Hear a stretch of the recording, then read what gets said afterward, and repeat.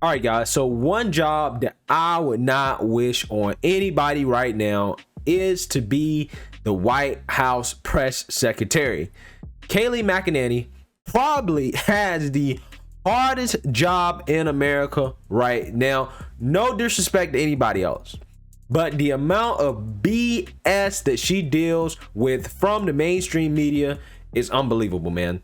I mean, these guys are always trying to get zingers and gotchas and always trying to catch her slipping. But I got to give it to Miss Kayleigh. She is impeccable. And she honestly might be the best White House press secretary of all time. She's the GOAT, in my opinion. And the media tried to get her again as Jim Acosta tried to ask her a really silly question at the end of a press conference as she was walking out. But before we get into that, my name is Greg Foreman and you're watching A Black Conservative Perspective. Make sure you like, comment, and subscribe. Most importantly, share A Black Conservative Perspective, aka a leftist worst nightmare. You can also follow me on Twitter at GForemanBCP. Let's get it. All right, guys. So take a look at this press conference with Kayleigh McEnany, in which she was just talking about the mainstream media being biased and hypocritical for not covering certain news stories that could have swayed the election against Joe Biden. But it's unfortunate that it doesn't give much coverage in the mainstream media. But I guess we shouldn't be surprised, because in the last 24, 48 hours, there have been quite a few stories that not gotten a ton of coverage in the mainstream media. As former White House press secretary Ari Fleischer said, bias is often found in stories the press does not cover. And last week, we found out that Democrat Congressman Eric Swalwell was infiltrated by an alleged Chinese spy. This spy cozied up to Swalwell, raised funds for his 2014 campaign, and even planted an intern in his office. And that relationship continued until the FBI briefed him in 2015. And that was some very good reporting done by Axios. But after entangling with this spy for years, Swalwell hypocritically went on to be one of the lead instigators of the Russia collusion hoax in the impeachment sham. Swalwell wrote this on his congressional webpage: President Trump and his team are directly and indirectly tied to Russia. That was not true. He then said in September of 2020, the president has a compromised relationship with Russia. Untrue. April of 2019, he said President Trump certainly acts on Russia's behalf and acts like Russia's leader. Not true. January 2019, Eric Swalwell said it's pretty clear President Donald Trump is an agent of Russia. Not true. And Swalwell shamelessly claimed Donald Trump Jr. and Jared Kushner had an eagerness and a willingness to work with the Russians during the 2016 election. Again, it was false. In 2019, he falsely claimed this yet again when inquired about collusion by a reporter. And these baseless attacks were false, yet covered breathlessly by the media. There was no coverage, however, of Swalwell being the one implicated with not Russia, but China. In fact, the New York Times website, as of this morning, had not one result for Eric Swalwell's ties to Chinese spies. Not one result. And when the Swalwell story broke, guess how many minutes of coverage it got on ABC, NBC, MSNBC, and CBS? 0. CNN devoted 3 minutes and 16 seconds to it. However, it was covered on Fox. Interesting pre-election and post-election coverage, too, on the Hunter Biden scandal, which was not covered at all by many outlets. And the lead up to the election, in fact, on October 15th, you had a New York Times headline that said, Trump said to be warned that he was being given Russian disinformation over Hunter Biden. Now, December 10th, just a few months later, New York Times headline, investigation of Hunter Biden is likely to hang over Biden as he takes office. Washington Post on October 16th, the headline read, the truth behind the Hunter Biden non-scandal. Now you have the Washington Post headline that says this, Hunter Biden tax probe examining Chinese business deals. Politico, October 19th, Hunter Biden's story is Russian disinformation. That's a favorite. Dozens of former intel officials say, false yet again. December 2nd, now Politico reads, Justice Department's interest in Hunter Biden covered more than taxes. Really interesting turn of events, and good for those who covered what was the story all along and not Russia disinformation. Is it hypocritical for you to accuse others of disinformation when you spread it every day?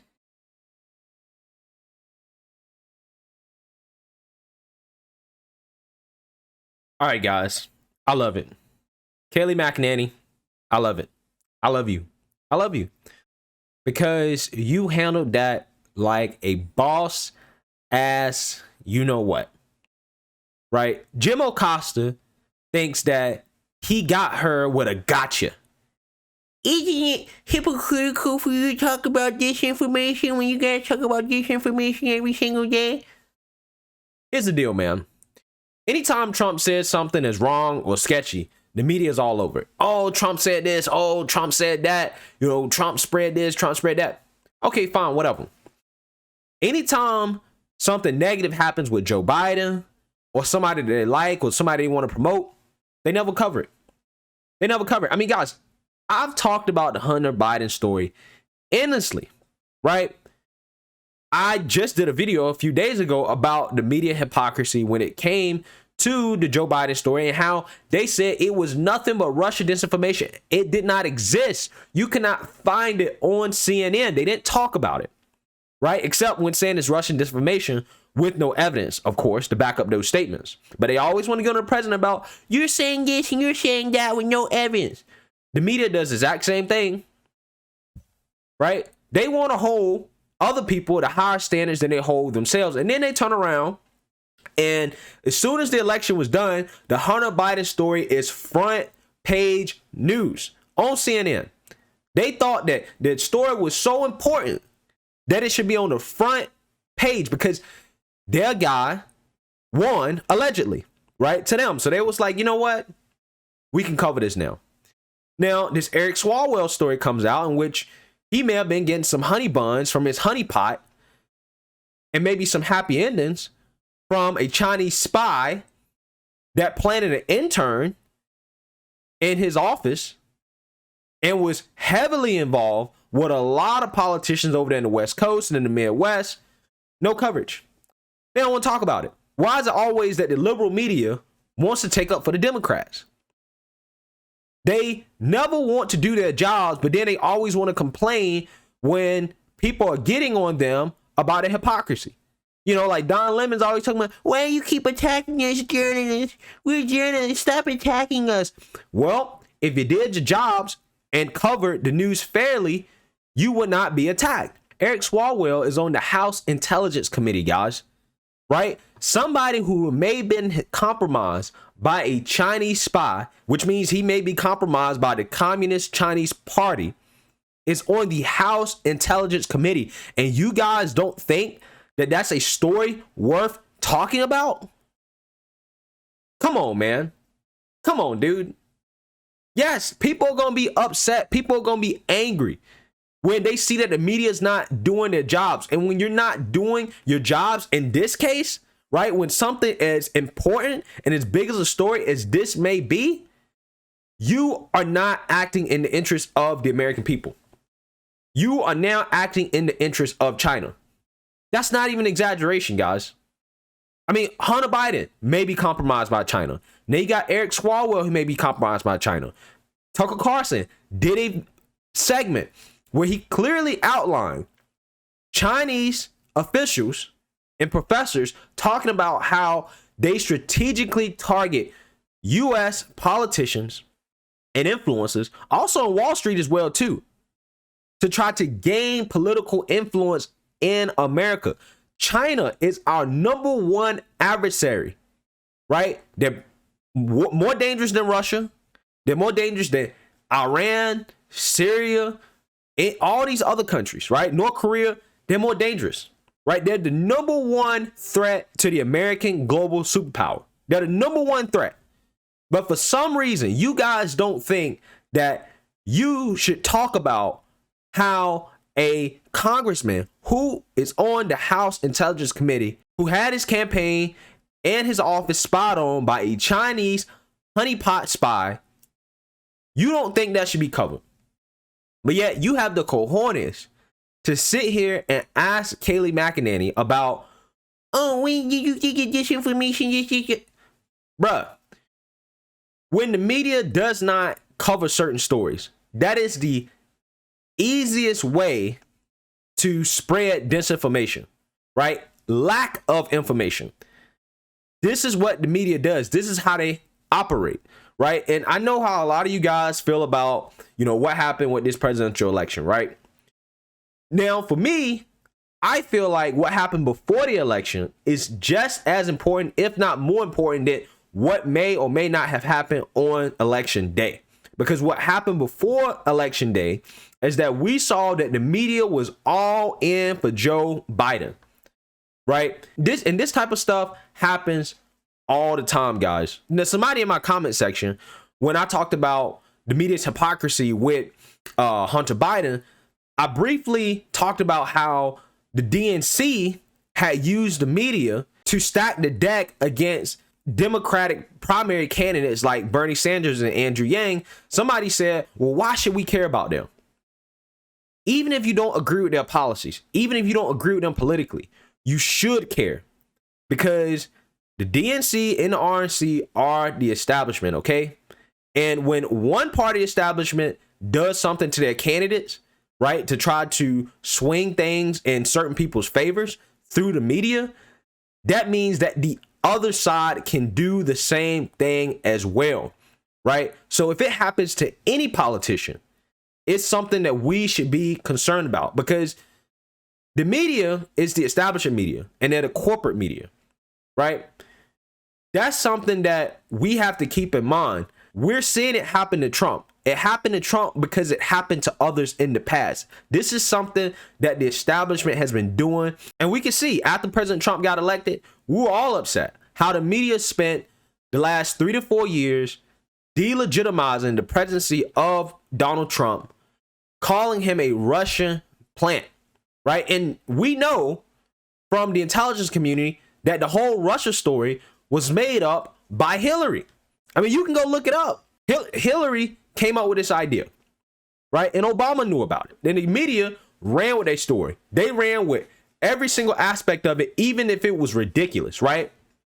Like the Steele dossier and the alleged PP tapes in which they were saying that Trump was getting golden showers from Russian prostitutes or something like that. That's the type of stuff that the media was running with back in 2016, 2017 to try to delegitimize the president. But every time President Trump says something, they want to act like that's totally out of bounds. It's so off the wall. He's a conspiracy theory. When the media spent the last 3 to 4 years pushing conspiracy theories.